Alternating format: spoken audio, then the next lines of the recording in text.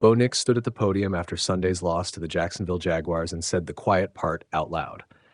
Not about coverages, not about reads, not about the score, about guilt. I feel responsible because I threw it. In a league where quarterbacks are trained to compartmentalize to move on from hits and mistakes as part of the game, Nix didn't hide behind cliches. He didn't deflect. He didn't minimize what happened. He owned the moment and the weight of it. After a late throw over the middle preceded a violent collision that sent Broncos wide receiver Pat Bryant to the hospital. The play itself didn't change the outcome of the game, but it changed the tone of everything that followed. A meaningless play with very real consequences. The context matters because it's why this moment hit so hard. There were 39 seconds left in the game. Denver trailed 34-20. The Broncos were backed up deep in their own territory. The Jaguars had already won. Everyone in the stadium knew it. And yet, Denver was still throwing. Nix scrambled to his right and fired a pass over the middle to Bryant, who was crossing into a dangerous area of the field. Bryant got his hands on the football, but Jaguars defensive back Monteric Brown arrived at the exact same moment and delivered a violent legal hit to Bryant's shoulder and torso. No helmet to helmet, no neck area, no penalty, just football at full speed, colliding with a vulnerable receiver. Bryant went down immediately and did not move. The stadium fell silent in a way that has nothing to do with wins and losses. Flags, then nothing, and the reality of a clean hit. Officials initially threw flags on the play, a reflex born out of how alarming the hit looked in real time. But after discussion, the flags were picked up. By rule, Brown did everything right. That's part of what makes moments like this so unsettling. The hit was clean, the play was legal, and the outcome was still devastating. Bryant remained on the field for several minutes while trainers attended to him. Jaguars players took a knee. Broncos players formed a circle around their teammate. Nix stood nearby, visibly shaken, watching a pass he threw turn into something much bigger. Eventually, Bryant was immobilized, placed on a stretcher, and carted off the field. When play resumed, Denver ran one final snap and let the clock expire. Football obligations were technically met, but emotionally, the game had already ended. What we know about Bryant's condition. After the game, Broncos head coach Sean Payton offered cautious optimism. Bryant had movement in his hands and legs, a critical early sign. Local reports later indicated that he was hospitalized for concussion-like symptoms, not neurological ones. That distinction matters, but it doesn't erase the seriousness of the situation. As of immediately after the game, there was no clear timeline for Bryant's return, or even clarity on whether he'll play again this season.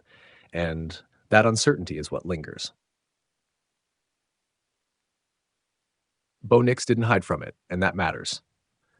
Quarterbacks throw receivers into danger zones all the time. It's part of the position. It's part of offensive football. Timing routes over the middle don't work without trust and without risk. But what separated this moment was how Nix responded to it.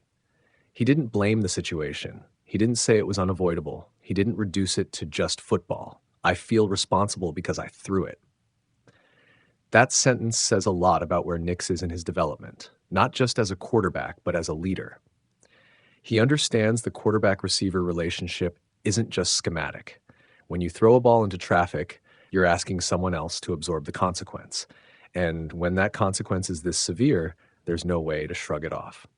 The risk of late-game football decisions. This injury will inevitably reignite a familiar NFL debate. Why are teams still throwing the ball in situations where the outcome is already decided? From a competitive standpoint, coaches will argue that backups need reps, offenses need rhythm, and games are played until the clock hits zero. That logic has existed forever.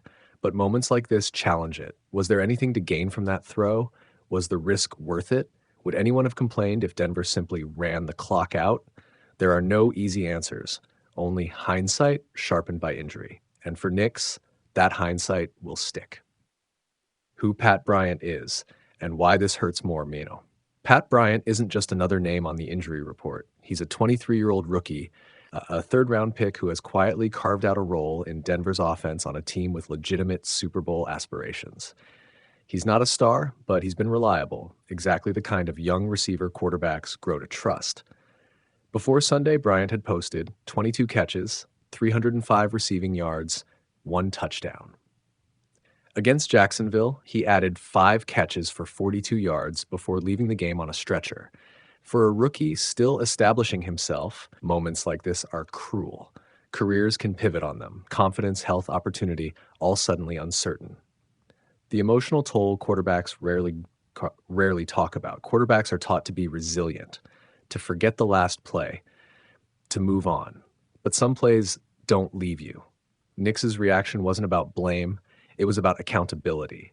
He understood that even though the hit was legal, even though football is violent by nature, the ball still came from his hand. That kind of awareness doesn't show up on stat sheets, but it shows up in locker rooms. Teammates notice it, coaches notice it, receivers remember it. It doesn't make the injury easier, but it builds trust in the long run. Bigger picture. Denver's season continues, but feels different. From a standings perspective, nothing about Sunday's loss changes Denver's position dramatically.